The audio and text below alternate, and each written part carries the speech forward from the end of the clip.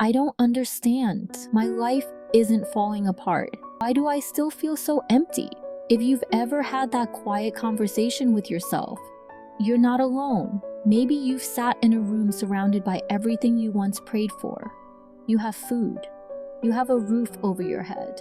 Maybe even a good job, a loving family, or the relationship you always wanted. Yet something deep inside keeps whispering, there has to be more than this. If that's how you feel, don't ignore it, because the Bible has an answer, and it comes from a man who had more wealth, success, wisdom, and opportunity than almost anyone in history, yet still confessed that something was missing.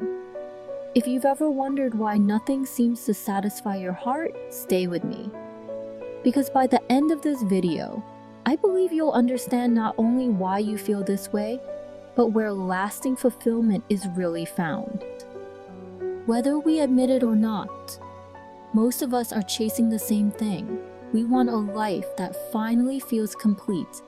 So we tell ourselves, when I earn a little more, when I finally get married, when I own my own home, when my children are doing well, then I'll finally be happy. And there's nothing wrong with those dreams. Many of them are beautiful gifts from God. But have you ever noticed something? The excitement never seems to last. Remember your first salary? It felt like freedom. You imagined all the things you could finally do. But a few months later, life simply became normal again. Or maybe it wasn't money. Maybe it was a relationship. You prayed for it, waited for it, believed it would change everything, and when it finally came, you were grateful. You loved deeply. You laughed together. You built memories together. But over time, you discovered something surprising. As wonderful as another person can be, they cannot carry the weight of becoming your entire source of peace. The same thing happens with success. The promotion comes. The celebration ends. Then a new goal appears. We keep climbing one mountain after another, convinced happiness is waiting at the top. But every mountain eventually becomes familiar, and before long, our eyes are searching for the next one. Why? Why does the satisfaction fade? Why does that quiet whisper keep returning? There has to be more than this. Thousands of years ago, someone else wrestled with that very same question.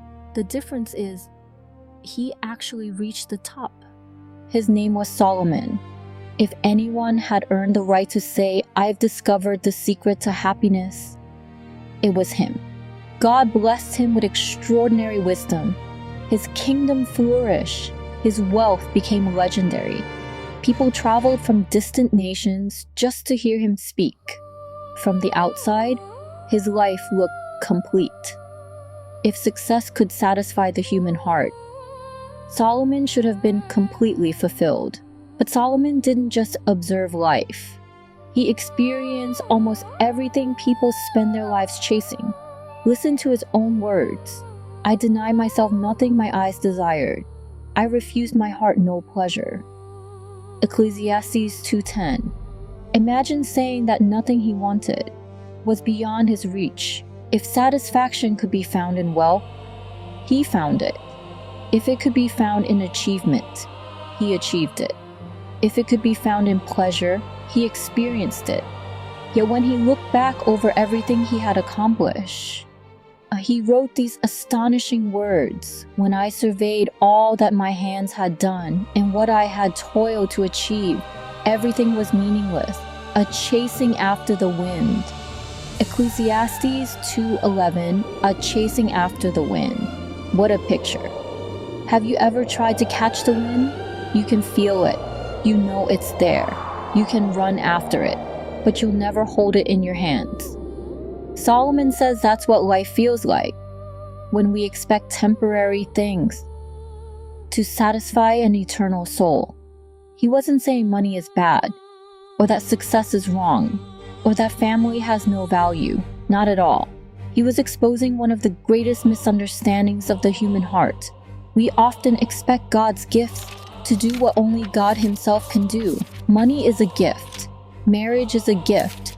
Children are gifts. Success is a gift, but a gift makes a terrible God. Can I ask you something?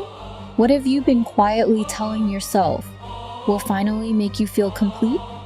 Maybe you've been thinking, if I could just earn a little more, if I could finally get married, if my business succeeds, if people finally notice me.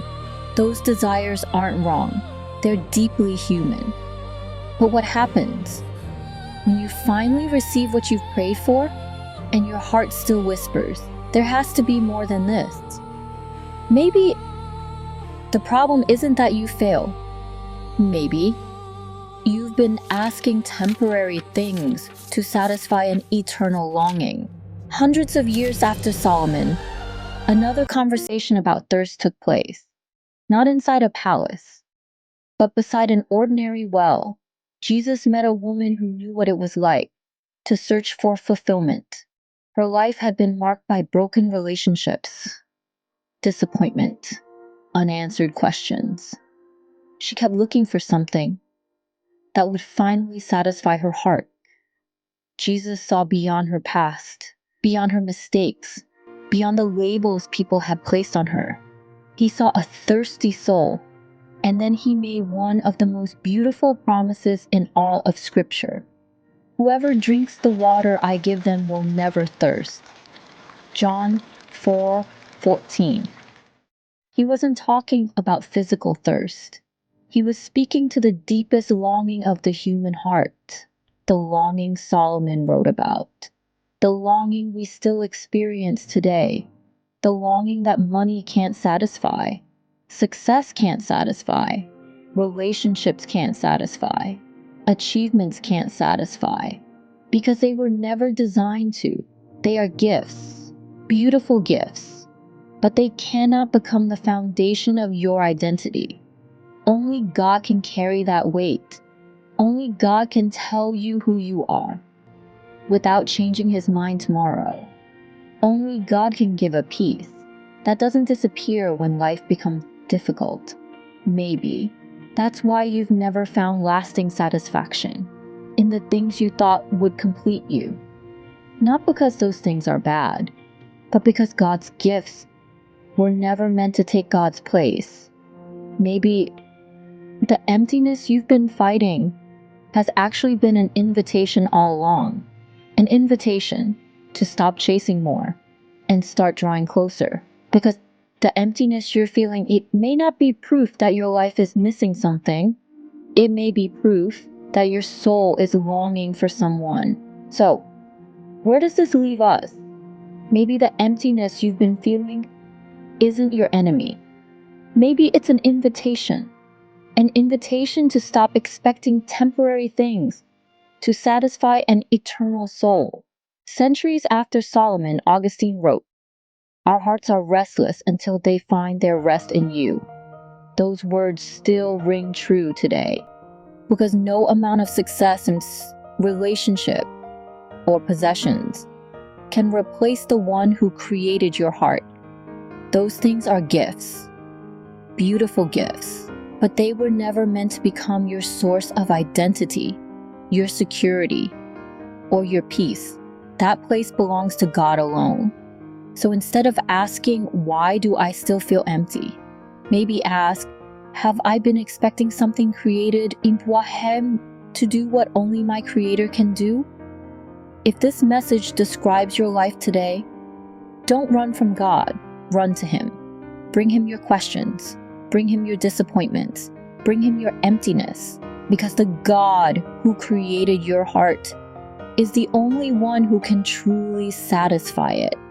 So when your heart whispers, there has to be more than this, maybe that's not hopelessness. Maybe it's God's gentle invitation calling you home.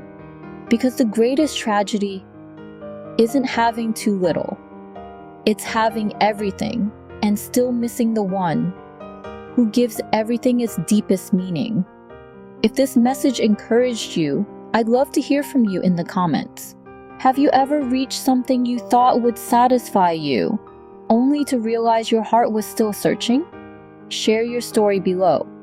And if you'd like more biblical wisdom for everyday life, Consider subscribing to Wealth with Grace. Thank you for watching.